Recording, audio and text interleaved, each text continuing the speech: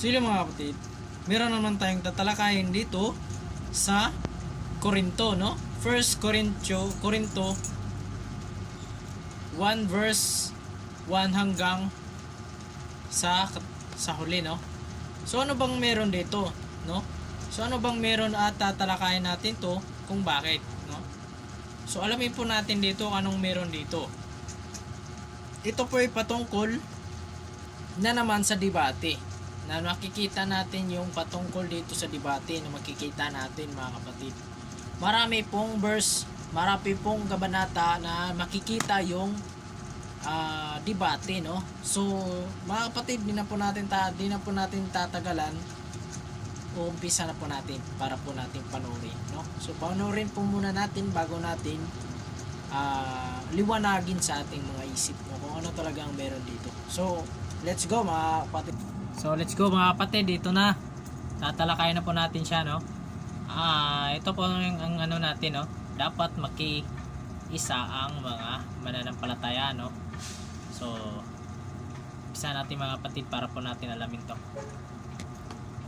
Mga kapatid, nakikiusap ako sa inyo sa pangalan ng ating Panginoong Hesukristo na magkaisa kayong lahat, na walang hidwa ang mamagitan sa inyo. Yon mga kapatid, na walang hidwaang mamagitan sa inyo. So ibig sabihin walang hidwaan mamagitan sa atin mga Kristiyano. So kailangan tayo na magmahalan, no? Tayo mag-iisa po mga kapatid. Patuloy natin. Magkaisa kayo sa isip at layunin. Yun ang sabi ko sa inyo mga kapatid. Di na po natin magkukontrahan tayo. Kung ano man yung kanyang mga pananampalataya, kung sino man yung pinaniwalaan nyo, kayo na po ang nagsasabi na yan ang paniniwala ninyo, kaya kayo na po ang bahala sa inyong paniniwala. Basta importante pinakita ng isang tao kung ano talaga ang naaayon sa tamang pagpaalala na ang tamang binigay ng Panginoon na yung katotohanan. Play natin. Sinasabi ko ito dahil may nagbalita sa akin mula sa tahanan ni Chloe na may mga nag-aalitan sa inyo. Ito ang may nag-aalitan mga kapatid, no? Akin mula sa tahanan ni Chloe na may mga nag-alitan sa inyo. So ito na mga kapatid, malapit na. ibig kong sabihin. Ang iba daw sa inyo ay nagsasabi, kay Pablo ako. Ang iba naman ay, kay Apolos ako. May iba ring nagsasabi, kay Pedro ako. At ang iba naman ay, kay Kristo ako. Bakit? Yun po mga kapatid, yan po ay mga yun po ay kanilang mga pinaniwalaan kung sino talaga yung kanilang Panginoon, no? Kung sino talaga yung mga Panginoon nila. So dito po sa ating winagi, meron naman at ang nagsabi kay Pedro, ako, at ang iba naman ay kay Kristo ako. O di ba? So patuloy natin mga kapatid para alaman natin. Hahati ba si Kristo? Si Pablo ba ang ipinako sa krus para sa inyo? Pinautismo Doon si Pablo, no? Maliwanag po mga kapatid ng sinabi dito. Nahati ba si Kristo? Si Pablo ba ang ipinako sa cross para sa inyo?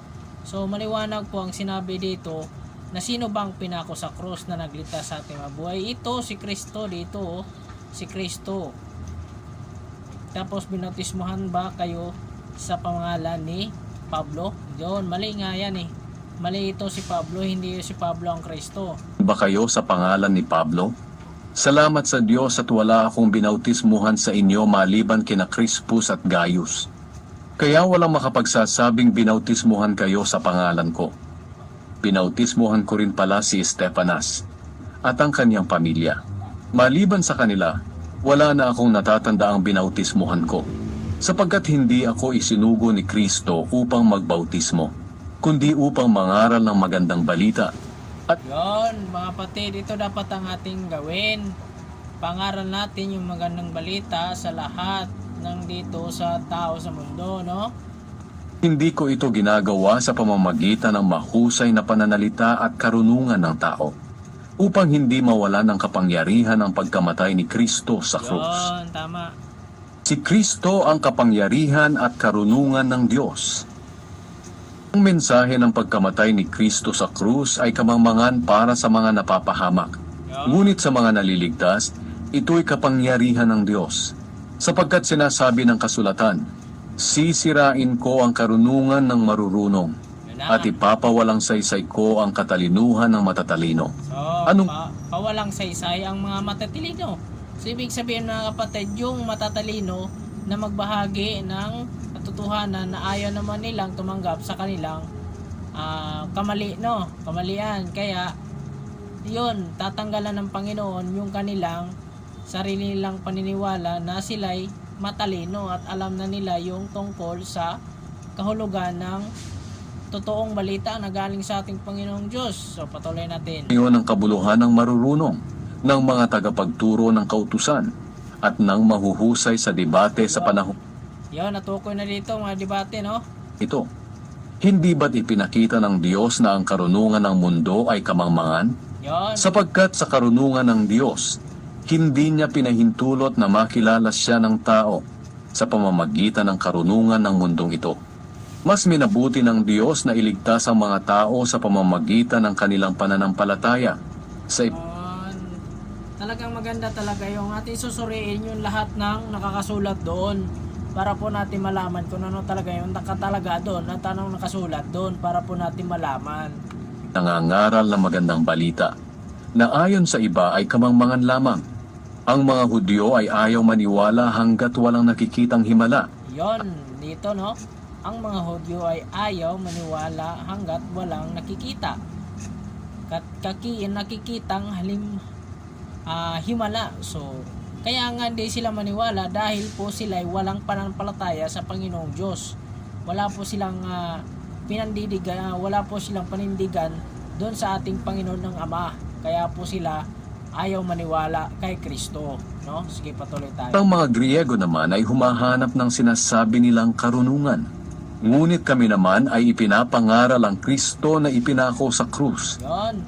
Ito dapat natin mga gawin, mga kapatid. Dapat natin pangaral yung mabuting gawa ng ating Panginoong Diyos dito sa mundong ito, no?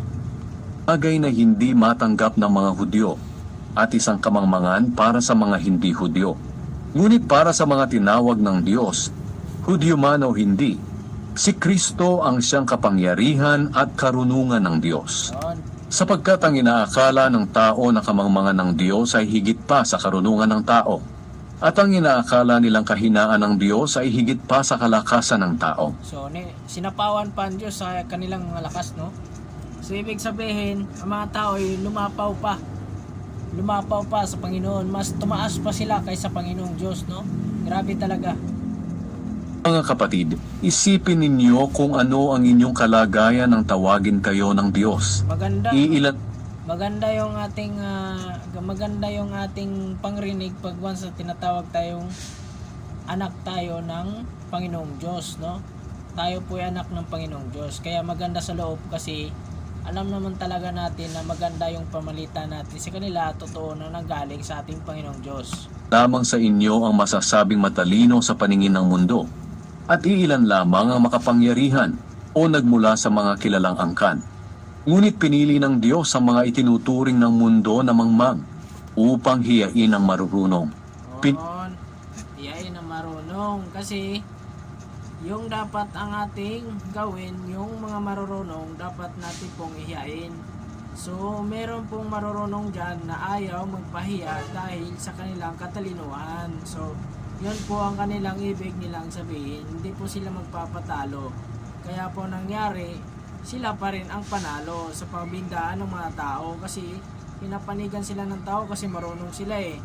Nasa kanila yung maganda ng balita, ayaw po nila magpatalo, kaya yun nangyari, no? Pinili ng Diyos ang mga itinuturing ng mundo na mahihina upang hiyain ang malalakas. Yun, no? Pinili ng Diyos ang mga